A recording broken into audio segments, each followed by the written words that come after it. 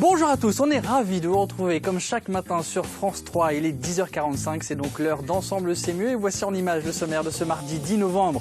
Émission majoritairement dédiée à la lecture qui a connu un regain d'attirance et d'amour des Français pendant le confinement.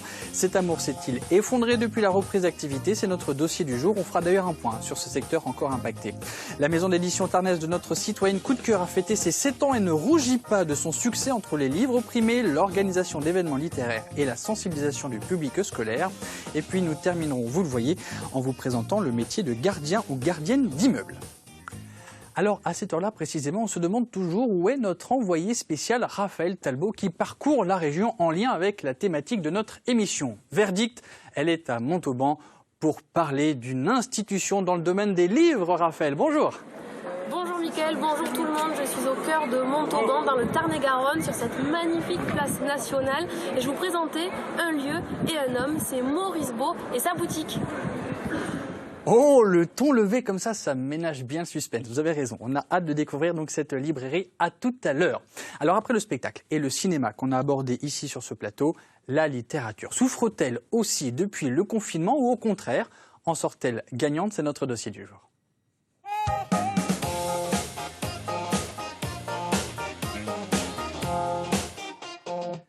Bonjour Vanessa Lenot. Bonjour. Bienvenue, vous êtes libraire à la librairie L'Attrape-Rêve, c'est à Carbonne. Là on est au sud de Toulouse. C'est ça. Voilà, pour ceux et celles qui nous regardent dans l'ex-Languedoc-Roussillon, j'en profite bien sûr pour présenter Stéphanie. Bonjour Stéphanie, vous êtes éditrice. Bonjour. On parlera de votre parcours bien sûr dans quelques instants, mais ça ne vous empêche pas de poser des questions à notre invitée Vanessa si vous en avez envie. Bon alors Vanessa, il faut qu'on parle de votre boutique, L'Attrape-Rêve. Parce que, bon, elle a ouvert, c'est tout nouveau, hein. Elle a ouvert le 3 octobre. C'est ça. Mais forcément, elle a dû donc à nouveau fermer ses portes le 30 octobre. Un tout petit mois d'exercice. Je voudrais juste quand même qu'on revienne sur la création de cette librairie qui finalement partait d'un petit malheur que vous avez vécu entre le confinement et cet été. Et ouais, j'ai ouvert il y a 3 ans sur Muret. Et après le confinement et tout ce que ça a donné, j'ai dû fermer. Pour réouvrir à Carbonne, là. Le 3 octobre. Le 3 octobre. C'était vraiment à cause du confinement, la fermeture Ça a mis un gros coup. Ouais. Ouais, c'est sûr que ça n'a pas aidé. On en discutera hein, évidemment de plus en plus dans cette émission. Vous êtes la seule librairie à Carbonne. Oui. Est-ce que c'était une attente, un besoin, une envie? C'était une attente des Carbonnais et de la mairie de Carbonne aussi d'implanter une librairie. Donc ça change par rapport à Muret. Là, il y a vraiment une grosse demande là-bas. Donc qui n'existait pas avant. Ouais. Vous êtes arrivé avec les mêmes livres que dans la précédente boutique? Les mêmes livres. Le même décor Oui, j'ai quasiment fait un copier-coller de ce que j'avais en développant un peu plus les jeux parce que c'était une autre demande qu'il y avait. Mais ouais, j'ai gardé à peu près tout ce que j'avais sur Muret. Vous êtes dans le jeu et dans la papeterie également? C'est ça. Pour quelles raisons? On peut peut-être en parler maintenant puisque on l'évoque. Pourquoi vous vous développez ainsi en plus de la littérature? La papeterie, c'est une passion pour moi en fait. Je suis je collectionneuse de carnets, de petites choses comme ça. Donc voilà, j'aime bien voir les enfants fouiner et puis regarder un petit peu ce qu'il y a. Et les jeux, c'était une demande en fait que j'avais qui était de plus en plus présente. Donc il a fallu s'adapter. Et puis je suis très joueuse aussi, donc. Donc on peut vous demander des renseignements par rapport à tout ça, évidemment. Dans quel état d'esprit vous étiez début octobre? Parce que on ferme votre boutique à Muret, enfin vous la fermez vous, puisque vous ne pouvez plus assurer cette activité. Et on vient vous chercher pour Carbonne? Ah ouais, c'est la mairie de Carbonne qui est venue me chercher. Donc on respire, on sourit, on se dit... Ah bon, on se dit que c'est un nouveau départ et que cette fois c'est peut-être la bonne. Voilà. Bon, évidemment, c'était la bonne. Ça non, oui, il y a eu un bon départ et j'ai été très bien accueillie d'ailleurs par les Carbonnais, donc c'était plaisant. Et vous, vous étiez blogueuse à l'origine. Donc vous ne comptiez pas ouvrir une boutique au départ? Ah non, ça s'est fait comme ça en fait. J'ai été blogueuse, auteure, j'ai eu une maison d'édition et puis je me suis dit pourquoi pas. Enfin, voilà, je me suis lancée. Et ça a été facile, ça a été compliqué? Facile, non, mais avec un peu d'huile de coude et puis en se dépatouillant, on y arrive. Après, j'avais déjà les contacts aussi avec les maisons d'édition, donc ça aidait. Donc c'était plus simple, évidemment. Ouais. Alors on va faire un point en images sur effectivement les Français et la littérature depuis le premier confinement jusqu'au deuxième. Et après on continue à l'évoquer avec notre invité. Au moins, pendant le confinement, j'ai bien bouquiné. Oui, moi, il n'y avait que ça qui me détendait. Pendant le confinement, les Français ont lu plus que jamais. 54% a lu au moins un ouvrage pendant cette période et en moyenne, ils ont lu 2 livres et demi. Une fois déconfinés, les Français ont continué d'acheter des livres. Les ventes ont augmenté de 20% entre mi-mai et mi-juillet. À la rentrée, le secteur de l'édition n'a pas baissé pavillon. 511 nouveaux romans sont parus en septembre, seulement 13 de moins que l'an passé. Crise sanitaire et crise économique oblige, les nouveautés font la part belle aux problématiques sociales. Et cette année, les premiers romans sont moins nombreux. 82 en 2019 contre 65 en 2020. Les éditeurs ont préféré miser sur les auteurs très attendus dont les sorties avaient été repoussées. Partant de Covid, pour calmer ses angoisses et s'évader, rien de mieux que la lecture, bien à l'abri chez soi. Alors, ma chère Vanessa, comment avez-vous vécu ce premier confinement? On va d'abord parler de ce qui s'est passé au printemps. Comment vous l'avez vécu, aussi bien personnellement qu'en tant que libraire? Le coup de massue, ça a été quand même de savoir qu'on fermait au samedi soir. Ça a été dur. Personnellement, ça a été compliqué aussi parce qu'avec 2 enfants, il a fallu apprendre à vivre avec eux toute la journée, tout le temps en étant enfermé. Mais oui, mais Voilà. vous êtes dans la littérature, dans les jeux, tout ça, non? C'était pas plus simple? Mais c'est pas pareil quand c'est avec ses propres enfants. C'est plus simple avec les autres. Après, je suis restée à la maison un bon moment et j'ai pris la décision en fait d'ouvrir en drive comme je l'ai fait maintenant, vraiment sur la fin du confinement parce qu'il commençait à y avoir de la demande. D'accord. Voilà. Et est-ce que vous avez pu, je sais pas moi, rattraper votre retard en lecture? Parce que Pas du tout. Ah oui? À cause Non. des enfants? À cause des enfants. Ça demande beaucoup de temps. Non, et après, le début du confinement a été compliqué aussi. Hein. C'était quelque chose d'inédit, c'était jamais arrivé. Donc il a fallu encaisser le coup, il a fallu organiser toute une vie autour de la maison. Donc j'ai pas lu tant que ça, non. Alors, vous avez dit que c'était difficile de fermer au samedi soir. Ouais. Je voudrais savoir pourquoi. Parce que c'est vrai que quand on pense aux restaurateurs, on se dit qu'eux, ils ont des courses à faire, qu'il faut prévoir effectivement les repas, les menus, etc. Et vous, pour quelles raisons c'était difficile aussi de fermer comme ça un coup de massue le samedi soir?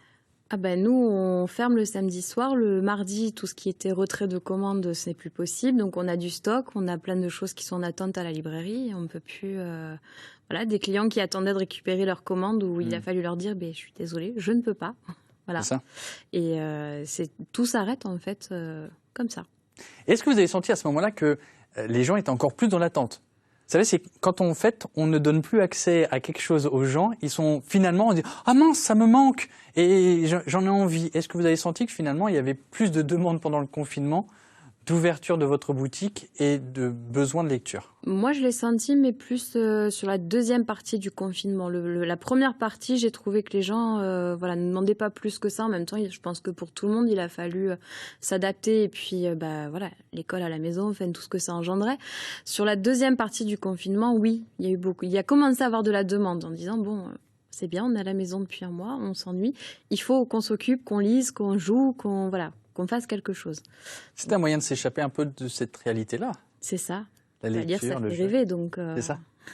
Est-ce qu'on peut faire un point sur les demandes? Est-ce qu'elles sont différentes? Est-ce qu'elles étaient différentes avant le premier confinement et pendant le confinement? Je sais pas moi, est-ce que d'un seul coup, on s'est intéressé aux romans historiques pendant le confinement? Est-ce que des livres comme 1984 ont eu plus leur place pendant le confinement qu'avant? Dans ma librairie, en tout cas, Oui. j'ai pas eu le sentiment. Il y a eu beaucoup plus de demandes pour ce qui était adolescent, chose qu'il y avait beaucoup moins avant. Donc les ados se sont mis à lire, c'est bien. Ou alors fallait les occuper, comme vous l'avez Voilà. dit tout à l'heure. Et pour les adultes, tout ce qui était un peu feel good, ils avaient besoin de légèreté en fait, de quelque chose de. On n'allait pas partir dans du polar ou dans des choses dures. Je comprends. Qu'est-ce que vous avez lu, vous, pendant...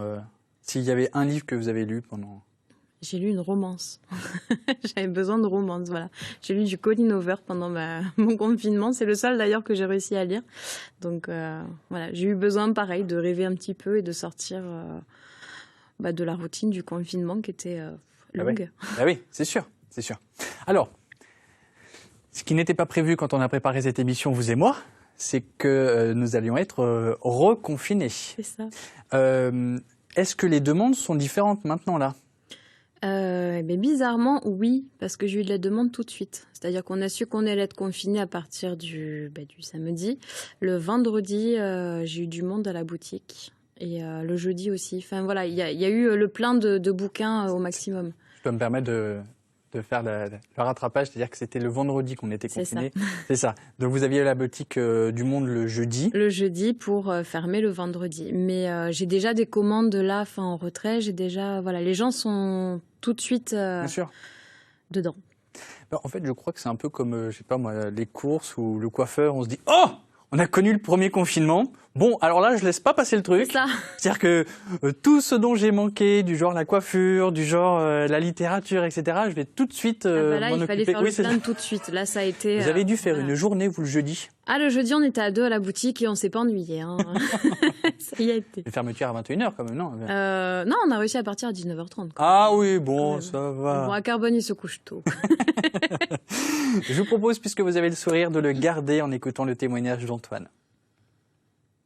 Après le confinement, j'ai eu beaucoup de plaisir à retourner en librairie pour acheter des livres. Ce qui m'a surtout frappé, c'est que la lecture pour moi, ce n'est plus seulement un acte individuel, un acte solitaire. C'est qu'avec le confinement, je me suis rendu compte que la lecture relevait aussi du collectif.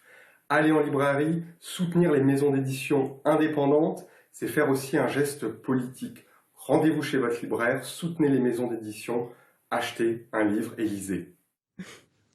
On ne peut que être d'accord avec Antoine. Je pense qu'à toutes les deux, ça doit vous faire du bien d'entendre ce genre de message en ces temps un petit peu compliqués pour l'une et pour l'autre.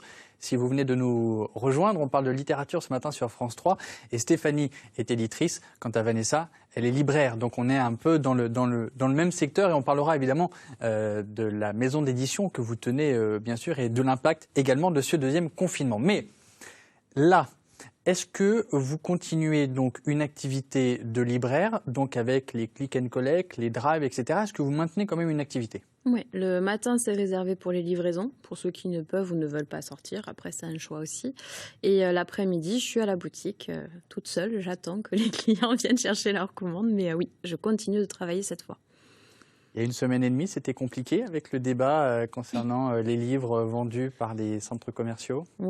Ouais, on a du mal à comprendre sur le coup pourquoi est-ce que nous, dans une petite boutique où à la limite on peut plus facilement réguler la venue des gens. Hein. Enfin, si on nous dit une personne par une personne, on le fait. Alors que dans les grandes surfaces, ils peuvent y aller autant qu'ils veulent. Et nous, on n'a pas le droit de travailler. Donc oui, ça a été compliqué. Donc vous êtes contente que finalement, encore une fois, on enregistre cette émission avec un petit décalage par rapport à sa diffusion. Donc à l'heure où on enregistre, là ça y est, ils ne peuvent plus vendre de livres, les centres commerciaux. C'est un soulagement pour vous? Ben oui et non, parce que c'est pas ce qu'on voulait finalement. On voulait pouvoir réouvrir les librairies, bien sûr, oui, pas bien sûr, stopper complètement la bien culture sûr. pour tout le monde. Donc on a eu l'effet inverse de ce qu'on voulait finalement. Donc c'est une période où vous avez créé un site internet? C'est ça. Il arrive, il est là, tout beau, tout neuf. Il n'y a pas encore toutes les références dessus parce que ça prend du temps, mais j'essaye de mettre déjà les coups de cœur, les mises en avant, enfin voilà, mettre au maximum ce qui peut intéresser tout de suite là les clients. Ah oui. À propos de références, quand on pense au cinéma par exemple, où le cinéma ne veut pas diffuser de grands films, de grands blockbusters ou des films qui attireraient le grand public parce que justement ils sont un peu frileux sur le fait que les gens puissent retourner au cinéma, etc. Est-ce que vous avez eu le même sentiment, vous, avec, alors pardon Stéphanie, mais avec les maisons d'édition qui ont peut-être freiné la publication à la rentrée ou là ces derniers jours de livres qui normalement auraient dû remporter un franc succès sans confinement et qui a été différé? Oui, il y en a eu beaucoup. Avec la fin du premier confinement, on l'a vu déjà, il y a eu beaucoup de livres qui ont été reportés. Et là, encore maintenant, il y a des sorties qui devaient y avoir qui sont décalées ou complètement annulées. Enfin, après, ça se comprend aussi, sortir un bouquin alors que les librairies sont fermées et que les gens ne peuvent pas sortir. Enfin, même les auteurs ne peuvent pas venir dédicacer ou présenter leurs ouvrages. Donc, ça se comprend. Mais oui, on le ressent bien là où on sent qu'il va y avoir une petite perte de sortie dans les mois à venir. Mais oui, mais en même temps, si on reste, je peux pas prédire l'avenir, mais si on reste confiné dans ces conditions-là jusqu'à l'été prochain, par exemple, parce que, alors avec peut-être des réouvertures, je sais pas, j'en sais rien du tout, mais on nous dit que ça pourrait bouger d'ici l'été prochain. Donc on peut supposer que cette situation, on va la vivre jusqu'à l'été prochain de façon peut-être un petit peu différente, avec des ouvertures possibles, j'en sais rien, en fonction de l'évolution sanitaire. à un moment donné, il faut bien les sortir et les publier, ces livres. Il faut les sortir. Après, moi, je travaille beaucoup avec de petites maisons d'édition. Économiquement, il faut pouvoir aussi les sortir. C'est-à-dire que un livre, quand on le sort, il y a un laps de temps où il faut qu'on rentre vite dans ses frais. Et avec des librairies fermées et des auteurs qui ne peuvent pas faire de salon ni de dédicaces, alors que c'est là où ils en font le plus de ventes, Bien sûr. ça freine beaucoup. Donc, il faut les sortir, mais ça se comprend. Stéphanie, il faut sortir les livres. On fait ce qu'on peut. Justement, puisqu'on parlait d'économie, comment ça peut impacter la sortie d'un livre? Ah bah, parce que moins de ventes. Moins de ventes, et puis mais du coup, comme on ne sait pas ce qu'on va vendre, il faut aussi pouvoir payer l'imprimeur derrière, etc. Ah mais bien sûr. Et c'est vrai que on ne peut pas dire à l'imprimeur, on va vous payer que dans 6 mois, que dans... Voilà. Donc du coup, on ralentit et on tâte, on voit un peu comment ça se passe, on voit si les gens achètent ou pas, et on essaie... Ouais. En tout cas, on est content de vous avoir toutes les deux sur le plateau parce qu'en fait, ce plateau a permis votre rencontre puisqu'en fait, vous vous connaissiez de nom, évidemment. Vous avez peut-être dû vous échanger des mails ou des choses comme ça. Mais c'est la première fois que vous vous rencontrez physiquement sur notre plateau. Exactement. Ben voilà, c'est le tourné-manège de la rencontre professionnelle ici. On n'a pas Charlie Oleg pour faire la musique, mais en tout cas, on est ravis de pouvoir engendrer cette rencontre. Vous aviez donc des livres de Yuka Édition? Oui, j'en avais un. Le livre photo qu'elle a fait, qu'elle a sorti. Woman? Non, c'est celui d'avant, à la Porte Urbain. Ouais, c'est ça, celui sur Toulouse. Juste derrière votre tête.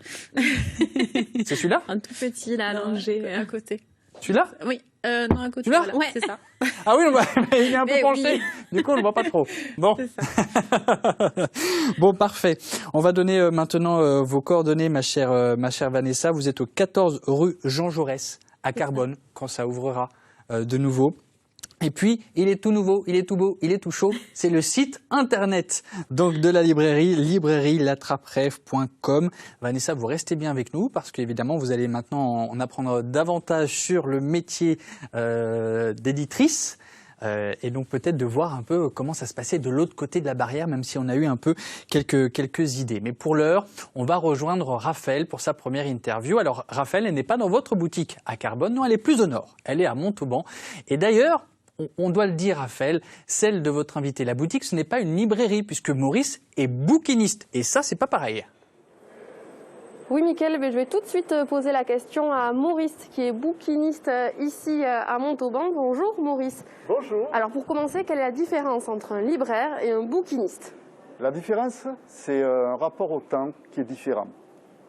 À savoir, le bouquiniste n'est pas dans un marché où, en fait, tous les libraires doivent vendre le même livre et ils ont 3 mois pour vendre ce même livre. Chez moi, les livres peuvent avoir 3 mois ou 3 siècles. Donc le temps présent ici est un autre temps, qui n'est pas un temps marchand classique. Et vous êtes un bouquiniste particulier, vous vous présentez comme un bouquiniste boulet-gaire, c'est-à-dire? Boulet-gaire, c'est très occitan. Tout le monde est allé dans des lotos où on entend souvent bouleg, ça veut simplement dire agitateur. Voilà. Donc en effet, depuis 16 ans ici, j'essaye, de par l'exercice de mon commerce, mais aussi de par la façon que j'ai de l'exercer, en proposant des animations, des créations, j'essaye d'agiter, de remuer le plus possible. Et vous agitez aussi en présentant vos livres, là, sous les arcades, on voit qu'on est en plein cœur de la ville. C'est ça ce qui vous plaît, et aussi votre nom, ça interpelle? Alors, le nom m'interpelle beaucoup parce que oui, en effet, beau livre, comme vous pouvez le voir, on peut penser que le bouquiniste est un alphabète puisqu'il manque un E à beau. Eh bien non, tout simplement, c'est mon nom. Je ne vais pas aller chercher bien loin le nom de ma librairie. Et quant à la manipulation des livres, oui, en effet, là, tous les matins, je boulègue, et tous les soirs, je boulègue pour ranger les livres en conséquence. Voilà. Donc là, on était sous les arcades. Est-ce qu'on peut entrer dans votre boutique? Bien sûr, je vous en prie. Donc, c'est pas là qu'on est en train de faire. Vous les faites depuis 16 ans, depuis que vous travaillez ici, et vous avez fait le tour du globe, c'est ça? Alors ça, c'est tout à fait exact.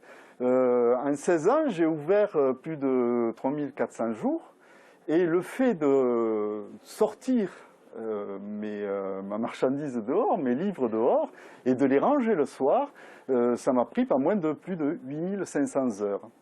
Et si on traduisait ça en nombre de pas, en nombre de kilomètres, ça correspond exactement à 40 085 kilomètres, soit 10 kilomètres de plus que le tour du globe à l'équateur. Magnifique. Et alors ces kilomètres que vous avez fait entre votre boutique, c'est pas et l'extérieur, la place, et vous avez aussi une extension de boutique. On n'en dit pas plus, on se retrouve tout à l'heure. Bien sûr. Donc Mickaël, cette extension, c'est le V-Livre, c'est l'extension de la boutique sur roue. À tout à l'heure. Ah bah alors là, vous attisez ma curiosité, parce que alors, le mélange de vélo et de livres, très bien. Ce sera donc pour la troisième partie de votre intervention. Je rappelle que vous êtes à Montauban.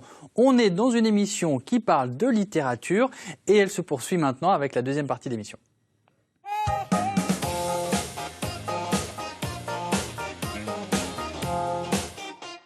C'est donc l'occasion d'évoquer les différents métiers de la littérature. On a une libraire, on a une éditrice, on a des autrices, on a un bouquiniste et bibliothécaire avec vous. Bah oui, parce que même si ce n'est pas votre profession, vous pouvez le devenir en tant que bénévole. Écoutez.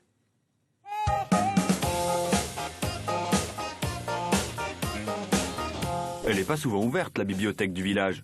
Bah s'il y avait plus de bénévoles pour s'en occuper aussi. Vous aimez la compagnie des livres? Alors pourquoi pas participer à la vie d'une bibliothèque qui a besoin de bénévoles? Votre rôle consistera bien sûr à prêter des livres ou des jeux, des DVD, mais aussi au préalable à les choisir, les acheter, les connaître, les préparer pour les mettre à disposition des emprunteurs. Être bénévole dans une bibliothèque, c'est aussi conseiller les futurs lecteurs et faire des animations destinées à promouvoir la lecture. Gilles, retraité, est l'un des 11 bénévoles de la médiathèque de son village et il en est très heureux. Je me suis porté volontaire lorsque la médiathèque s'est ouverte afin de participer à la vie locale de nos petits villages. J'aide les lecteurs et les lectrices de tout âge dans la recherche de livres, de CD, DVD, BD. J'encadre également les activités lorsque le besoin s'en fait sentir. La médiathèque est un lieu de rencontre et d'échange. J'en apprécie la convivialité et je m'y sens bien. Vous aussi, n'hésitez pas à devenir bibliothécaire bénévole et à faire vivre les bibliothèques locales. La culture, c'est fait pour être partagée par tous.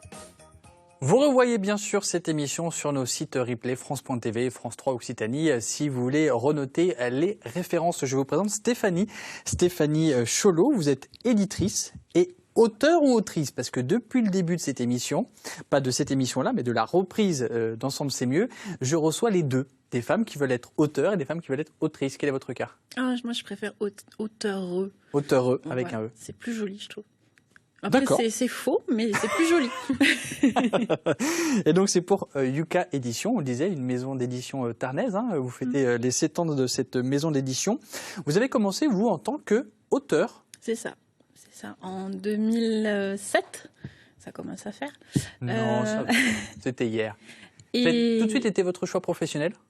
Dans l'écriture, en tout cas. Voilà, j'ai toujours travaillé dans l'écriture. J'ai fait une licence de lettres. Enfin voilà, j'ai poursuivi dans les études. J'étais prof de français, donc c'était vraiment très ça tourne autour. Très orienté.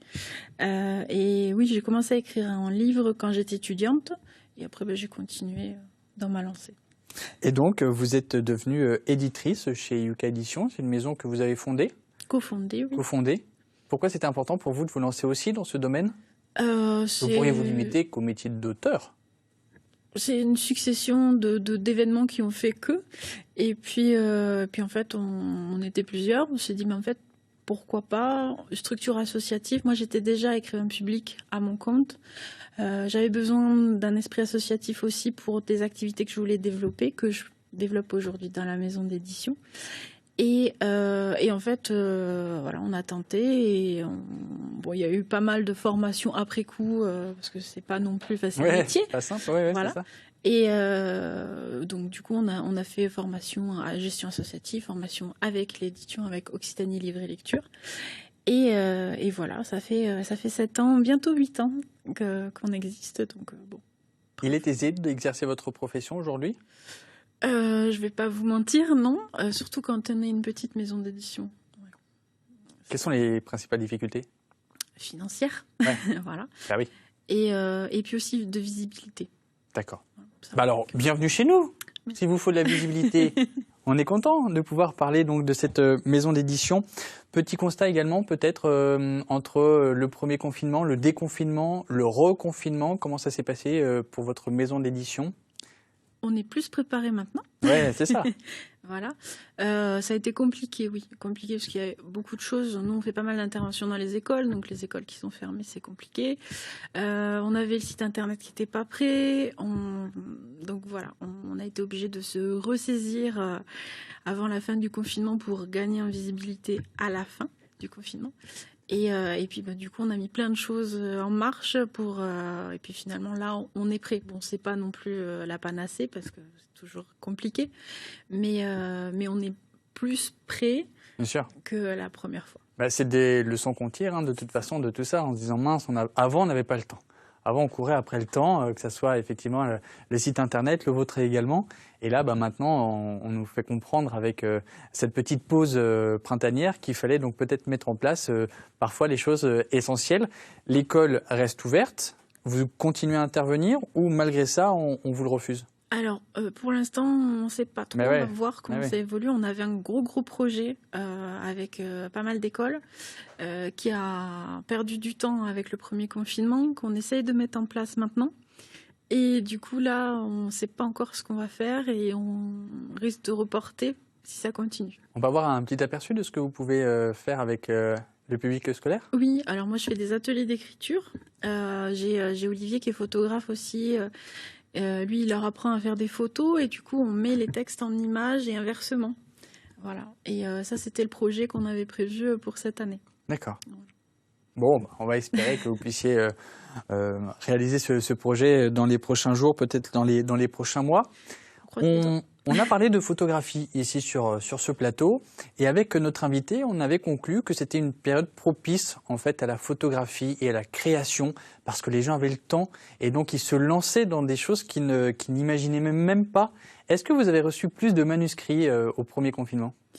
On a reçu pas mal on reçoit beaucoup de manuscrits à chaque fois qu'on publie un nouveau livre. Et là, oui, après le confinement, on a reçu pas mal de choses. Et certaines choses liées au confinement. Et oui, c'est ça. Ça a changé. Ça a permis d'écrire des histoires, j'imagine, en fonction de ce que vivaient ces auteurs. Principalement, qu'est-ce que vous publiez chez Yuka Édition? On a sorti un livre sur le confinement. Ah, présentez-le à ce moment-là. Voilà. En plus, vous avez la technique. Si, remontrez-le, est-ce qu'on l'a pas vu? Voilà. Ah, si, on le voit en double image. D'accord, très bien, parfait. Alors, ce livre, c'est Confiné dans la dentelle. C'est ça. Journal de confinement d'une prisonnière du Covid-19. C'est écrit par Karine Satragno. Voilà, parfait. Et illustré par Justine Roussel. Un petit mot alors d'un exemple de livre sorti d'un confinement? Eh bien, ça nous a bien occupé pendant le premier confinement. Ça nous a bien occupé l'esprit.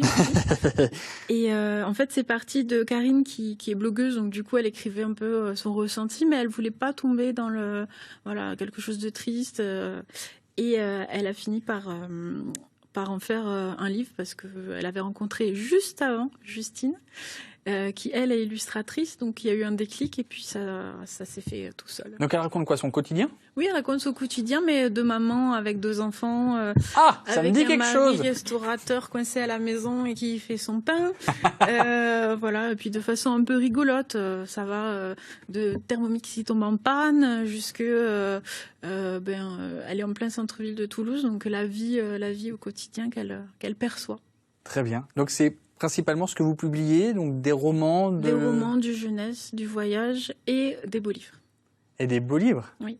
Ah, très bien. Et pourquoi avoir retenu par exemple celui-ci? Comment vous sélectionnez vous les livres que vous publiez? Alors, c'est parti d'une longue histoire avec Karine. On avait un autre projet jeunesse qui est du coup un peu tombé à l'eau au premier confinement. Et puis bon, j'aimais beaucoup ce qu'elle écrivait. Donc je savais que je partais, mais en général c'est des coups de cœur. De toute façon, c'est toujours des coups de cœur. Je crois que Vanessa sera d'accord. On n'arrive pas à vendre un livre qu'on n'aime pas. Bien sûr. Après, je sais pas à grande échelle, mais à petite échelle, c'est vraiment comme ça. Alors, Vous avez parlé de romans, de jeunesse, de livres de voyage, de découvertes. Ici même sur ce plateau, nous avions reçu Emmanuel Chouzy, photographe international, qui sortait Woman. Ça, c'était donc au mois dernier pour Octobre Rose.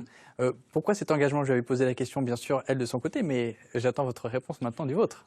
On a alors déjà, la maison d'édition a des engagements très engagés, si je puis dire. Ouais. On avait fait aussi un livre sur Madagascar, parce qu'on avait fait de l'humanitaire à Madagascar. La Ligue contre le cancer, c'était... moi, je faisais la quête pour la Ligue et j'avais 8 ans. Donc, il y avait vraiment cet engagement. Je pense qu'on est tous concernés par le cancer.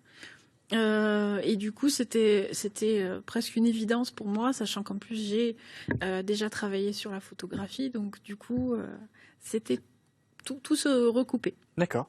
Très bien, parfait. Donc n'hésitez pas à lire tous les livres proposés par Yuka Édition. En plus, grande fierté, je suppose, il y a des œuvres qui sont primées. Donc ça aussi, ça doit vous plaire et vous satisfaire parce qu'en fait, vous publiez des histoires que vous aimez et qui sont en plus titrées et primées à l'international. Non, pas à l'international. Oh, moi j'essayais, j'aimais bien cette histoire. On va essayer. Prochaine étape. Primé déjà au niveau national et par des lycéens. On a un livre sur Tchernobyl qui a été primé par les lycéens pour justement son côté écologique, environnemental. Ça, c'était une grosse fierté. Et on en a d'autres. Vous avez toutes les informations et toutes les références sur le site internet qui va apparaître sur votre écran. C'est yuka-édition au pluriel.fr. Et si vous voulez en savoir davantage sur l'univers de Stéphanie, le site internet est stéphaniecholo.jimdofry.fr qui s'inscrit tout en bas. Merci aussi Stéphanie d'être venue nous parler de littérature en ce moment et on en a bien besoin. Et d'ailleurs peut-être qu'on pourrait retrouver les livres de votre maison d'édition ou que vous avez écrit dans la boutique de Maurice Beau, l'invité de Raphaël Talbot qui est à Montauban puisqu'il est bouquiniste. Donc il est capable peut-être de revendre vos livres en tout cas. Mais ce n'est pas le propos puisque là Raphaël, vous êtes en extérieur finalement. Vous êtes parti de la boutique pour nous présenter l'extension de cette boutique, c'est-à-dire le Vélivre.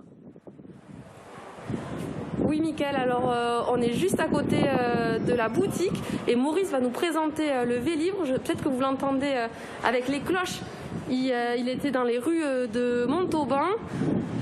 Maurice, alors, qui c'est qui conduit votre Vélivre là qu'on voit? Eh bien voilà, Nicolas. Nicolas est l'ingénieur concepteur du Vélivre. Bonjour Nicolas. C'est l'animateur et l'âme du Vélivre. C'est lui qui accueille le public, qui propose une sélection de livres différente d'ailleurs de ce qu'on trouve là, puisque en fait le principe du Vélivre, c'est d'aller vers de nouveaux espaces urbains qui s'ouvrent sur Montauban et de les animer autour d'un point de lecture, autour d'un point de littérature, et bien sûr des littératures adaptées au plaisir d'être dehors, aussi à la réflexion, puisque Nicolas a aussi un rayon de philosophie, de poésie, auquel il est d'ailleurs de très très bons conseils. Est-ce qu'on peut faire un petit tour pour voir à quoi ça ressemble? Du Vélivre. Oui, mais alors, donc, le Vélivre... non, c'est bon, c'est nous qui tournons. Non, c'est pas. Oui, parce que normalement, il est à l'arrêt après quand vous proposez. D'accord. Et ensuite, il n'y a pas moins. C'est une cargaison d'à peu près 500 ouvrages qu'il pose et qu'il installe. Donc il y a toujours 4 minutes d'installation et 4 minutes de pliage. Est-ce que vous pouvez nous montrer peut-être quand vous installez à quoi ça ressemble? Et c'est très lourd, je crois, c'est ça, c'est qu'on ne se rend pas forcément compte, mais le Vélivre est lourd? Oh, le Vélivre en soi, Nicolas a conçu un engin qui peut emporter jusqu'à 400 kg de poids total, quoi, d'ouvrage. J'imagine que les freins sont importants là alors. Là je pense qu'il vaut mieux. Bon, pour tout dire, je dois cette honnêteté. Personnellement, je suis incapable de changer une roue de vélo. Mais heureusement, Nicolas a su pallier à ça. Déjà, il l'a conçu, il l'a construit et il a trouvé il l'a conçu et il a trouvé un artisan qui venait de s'installer sur Montauban un artisan qui s'appelle Miel d'Ours et qui a conçu, qui a fabriqué sur ses flammes et avec sous sa direction ce prototype qui n'existe nulle part ailleurs. Alors vous nous dites que vous ne savez pas changer une roue de vélo, mais pourtant vous avez une blouse de bleu de travail. Ce clin d'œil, vous l'avez avec Nicolas, c'est pourquoi? C'est quoi le message? La blouse de mécano, c'est que le bouquiniste, c'est un col bleu. C'est avant tout, le bouquiniste, on le voit souvent posé dans sa boutique, à conseiller, accueillir, à conseiller. Mais en fait, ça, c'est la partie visible de l'iceberg. En fait, c'est une grande partie du travail consiste à aller de caves au grenier, en passant sous les escaliers, montant sur les étagères et prenant souvent pas mal de risques pour aller chercher le livre, quoi. C'est la quête incessante du livre. Et puis il y a toute cette manutention où il faut installer les livres quotidiennement.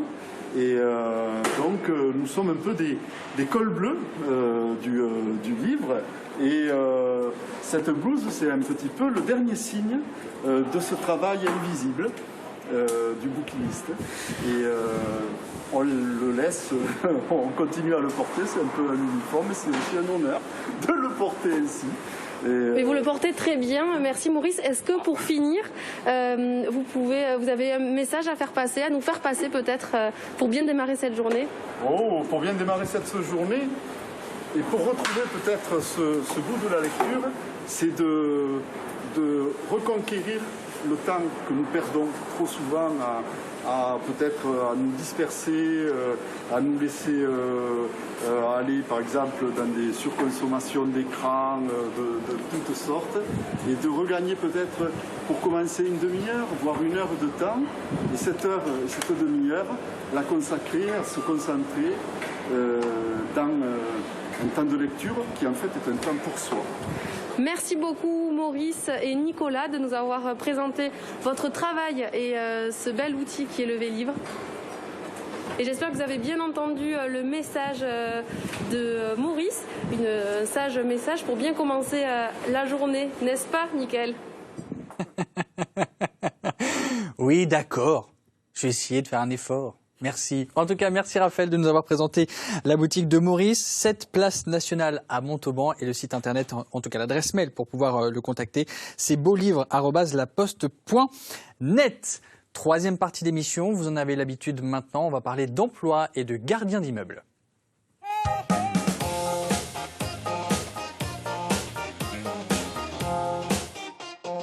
Bon, alors pour être tout à fait honnête, nous aurions dû recevoir une personne en plateau pour parler de son métier, mais malheureusement, cette personne n'a pas pu venir jusqu'à nous aujourd'hui. Alors, on va quand même maintenir cette partie emploi avec des offres en Occitanie dans un instant, et ce sera juste après le témoignage d'Awa.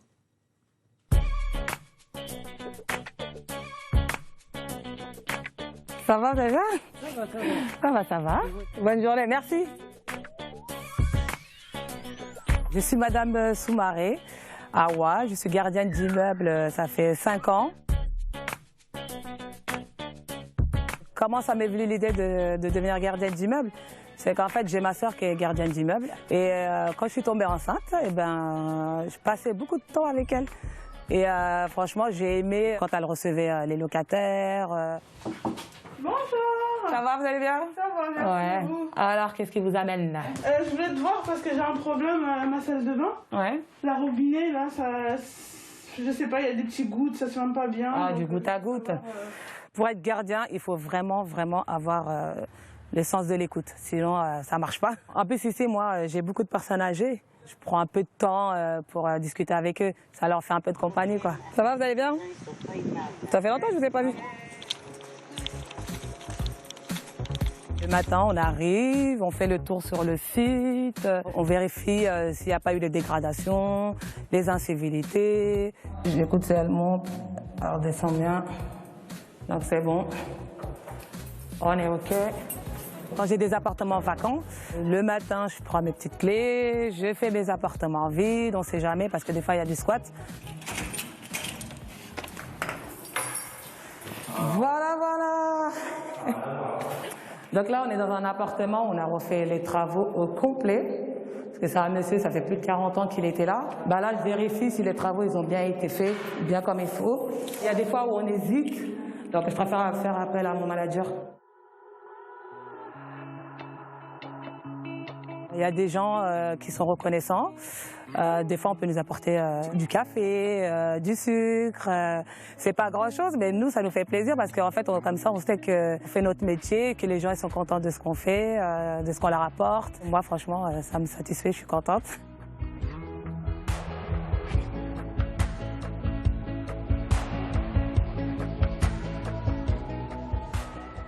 Et voilà, on espère qu'avec le témoignage d'Awa, on vous a donné envie d'exercer cette profession. Sachez qu'à l'heure où on enregistre cette émission, il y a 4 postes à pourvoir sur le site de Pôle emploi. Il y a 2 postes en CDI à temps plein en Haute-Garonne et 2 CDD à temps plein, un dans l'Hérault et l'autre dans les Pyrénées-Orientales. Pour tout savoir, vous allez sur le site pôle-emploi.fr. Et bien sûr, si vous avez envie d'échanger entre vous, si vous êtes un recruteur ou si vous recherchez un poste de gardien ou de gardienne d'immeuble, n'hésitez pas à en parler sur les réseaux sociaux avec le hashtag que vous venez de voir, hashtag priorité emploi Occitanie. Et nous allons clore maintenant le chapitre emploi avec les conseils avisés d'Arthur Perticos qui a choisi de motiver ou de remotiver des personnes de plus de 50 ans dans la recherche d'un emploi parce que finalement, l'âge n'est plus un frein pour lui, bien au contraire. Bonjour à toutes et à tous. Pour vous, mes conseils de chef d'entreprise. Plus de 50 ans, et alors ? Si passé 50 ans, vous pensez qu'aucun recruteur ne voudra de vous, c'est que vous ne voyez pas tout ce que vous pouvez lui apporter. Pourtant, à plus de 50 ans, votre expérience est précieuse. L'urgence, les imprévus, 30 ans d'activité vous ont appris à gérer. Plus mature, vos décisions sont plus réfléchies. Si les jeunes sont plus rapides, l'expérience acquise dans votre métier précédent et dans votre vie vous rend plus efficace. L'entreprise, vous connaissez. Les codes, vous vous adaptez. En formation, la différence d'âge avec vos collègues a été enrichissante. Et franchement, les enfants sont grands, vous êtes beaucoup plus libre de votre temps et mentalement plus disponible pour le boulot. Et surtout, après 30 ans de carrière, vous êtes le meilleur élément pour accompagner une équipe plus jeune. Alors faites-vous confiance, tout le monde a sa chance. Mais absolument, il a bien raison, Arthur Perticos. Dites, vous auriez envie de prendre la place de Stéphanie ou de Vanessa aujourd'hui sur notre plateau pour venir nous parler de votre parcours, de votre milieu professionnel, de votre association? N'hésitez pas à le faire. Pour contacter notre équipe, vous allez sur le Facebook de l'émission. C'est Facebook Ensemble c'est mieux avec France 3. Ça vous permet de discuter avec tous les téléspectateurs de la France entière, bien entendu. Et puis ça vous permet donc de nous envoyer tous vos messages. On les attend avec grand plaisir. Alors, demain, demain, nous serons là. Oui, c'est férié, mais nous serons là avec une émission inédite axée autour, alors écoutez bien, de l'harmonie entre le physique et le mental. Et l'une des pratiques sportives qui permet ça, c'est le vélo. On parlera du boom du vélo depuis le confinement dernier, celui du printemps, bien sûr. Et alors, vous aussi, demain, Raphaël, vous serez avec nous. Et après la lecture et l'activité mentale, le sport, le vélo pour de l'activité physique. Raphaël ? Et oui, Mickaël, j'ai écouté le message de Maurice, je prends le temps de lire et je vais encore plus prendre le temps de sillonner les rues montalbanaises à bicyclette. Bonne journée à tous.